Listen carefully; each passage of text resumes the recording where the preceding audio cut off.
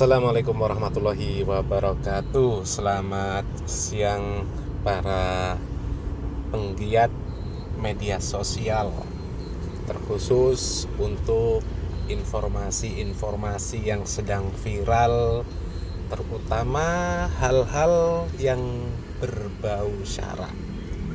Nah, beberapa hari kemarin kita melihat atau menyaksikan pemberitaan tentang pengeroyokan terhadap dosen Universitas Indonesia, yaitu Ade Armando. Kemudian di dalam pemberitaan tersebut ditampilkan bahwasanya Ade Armando ini kondisinya sampai babak belur, bahkan sampai ditelanjangi, celananya dilepas. Luar biasa.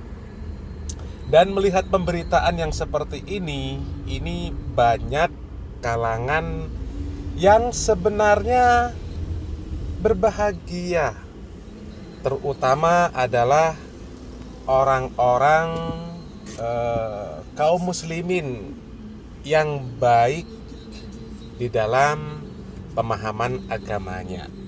Karena selama ini kaum muslimin banyak tersakiti oleh statement-statement Ade Armando. Statement-statement Ade Armando itu banyak sekali yang menyinggung kaum muslimin. Beberapa di antara statement Ade Armando ini yang viral di dunia maya, pemberitaan atau mungkin media sosial.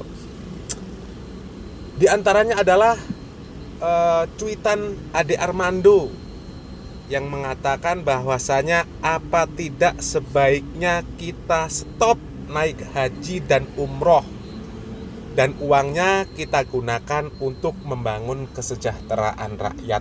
Ini statement ya sangat menyakitkan kaum muslimin. Karena yang namanya haji itu masuk ke dalam rukun Islam. Dia hukumnya wajib bagi yang mampu. Lalu ada apa dengan Ade Armando yang berani mengatakan seperti itu? Kemudian ada lagi, Ade Armando juga mengatakan bahwasanya umat Islam terbelakang karena pikirannya, mohon maaf nih guys, cuma selangkangan. Wah, ini luar biasa. Bahkan hal yang seperti ini saya cukup bisa memperkirakan yang dimaksud oleh Ade Armando Islam itu, umat Islam itu yang seperti apa. Tentunya Ade Armando tidak mengeneralisir seluruh umat Islam di Indonesia. Terutama yang paling dibenci nih, yang mereka katakan itu adalah umat-umat Islam yang mereka beri julukan sebagai kadrun. Nah, apalagi Wahabi, Salafi dan lain sebagainya. Kalau umat Islam yang ya apa-apa aja bisa, apa-apa aja boleh, itu tentu tidak masuk ke dalam umat Islam yang dimaksud oleh Ade Armando. Ya kan? Kemudian banyak sekali ada Kongres Umat Islam itu sengaja tidak mengundang wakil Syiah dengan alasan,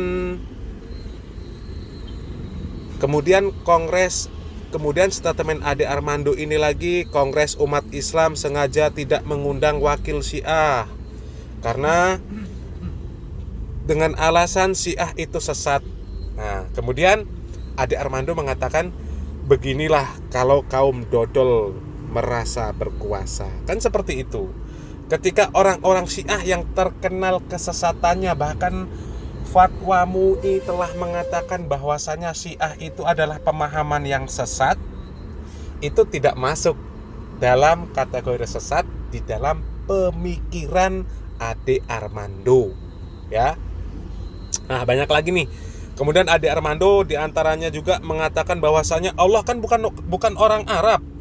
Tentu Allah senang dong kalau ayat-ayatnya dibaca dengan gaya Minang, Ambon, Cina, hip hop dan lain-lain.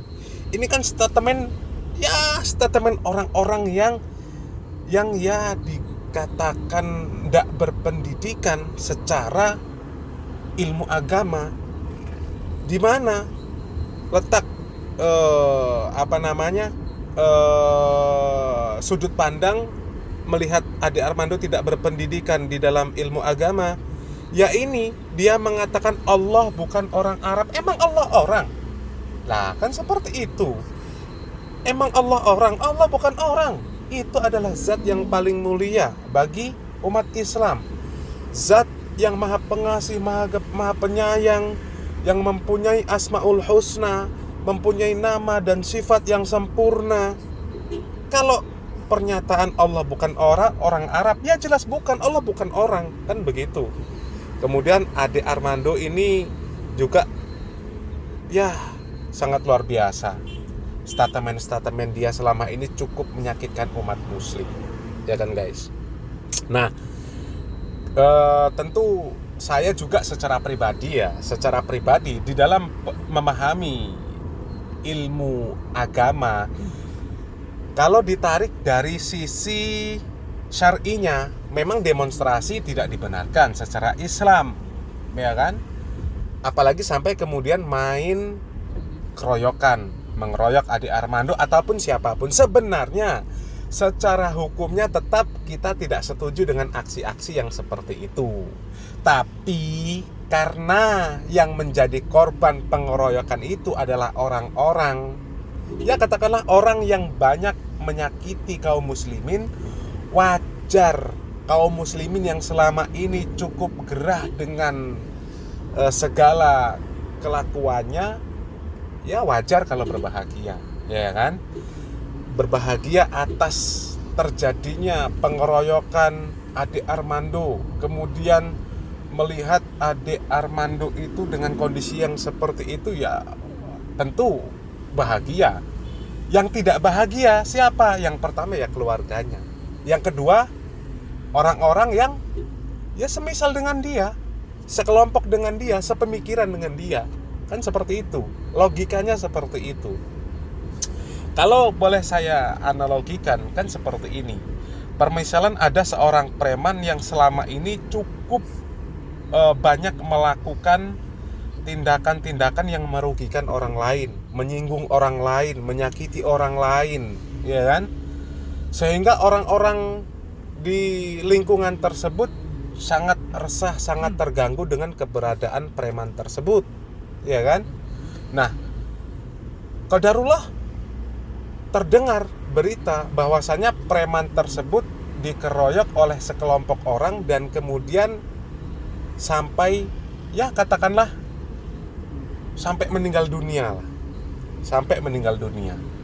Tentu orang-orang yang selama ini di dalam dirinya itu terdapat ketakutan terhadap preman tersebut, tentunya dengan adanya berita tersebut dia bahagia. Kenapa bahagia? Dia terbebas dari rasa takut, terbebas dari ancaman, terbebas dari kelakuan-kelakuan preman tersebut yang telah menyakiti mereka selama ini, ya kan? Tapi di sisi lain juga mereka tidak bisa mengatakan benar bahwasanya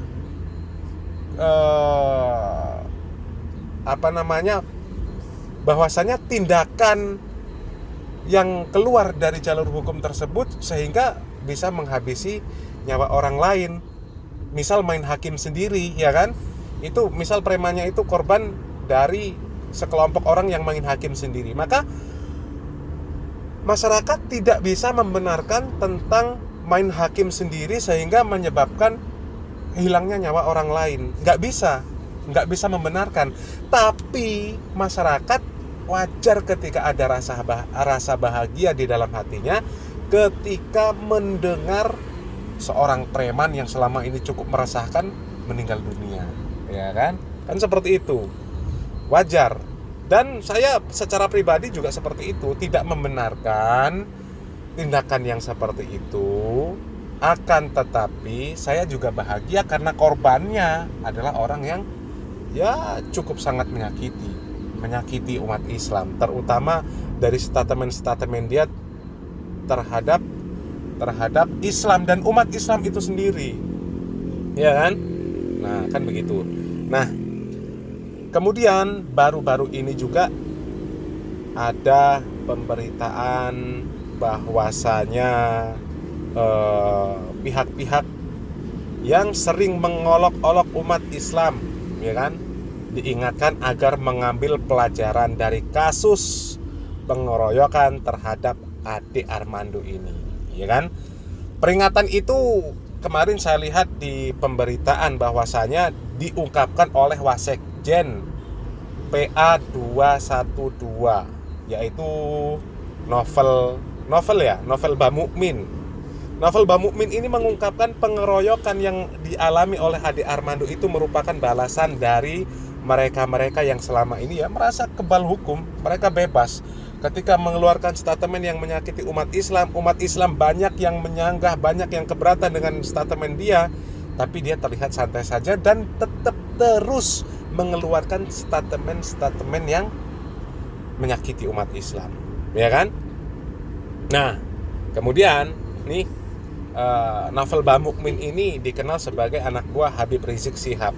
Kemudian dia menyinggung orang-orang yang kerap mengolok-olok umat Islam.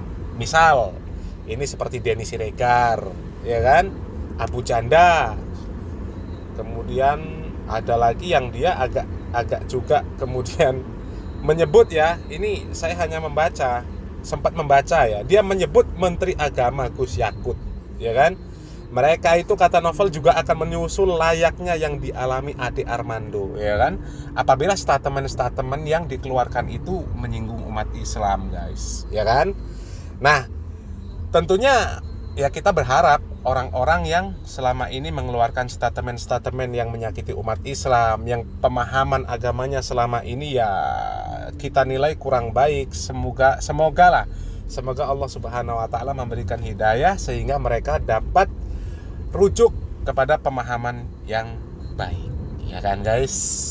Oke, itu saja, guys. Sementara ini yang kita bahas, kita akan melanjutkan perjalanan nih, guys. Terima kasih telah menonton video ini. Assalamualaikum warahmatullahi wabarakatuh.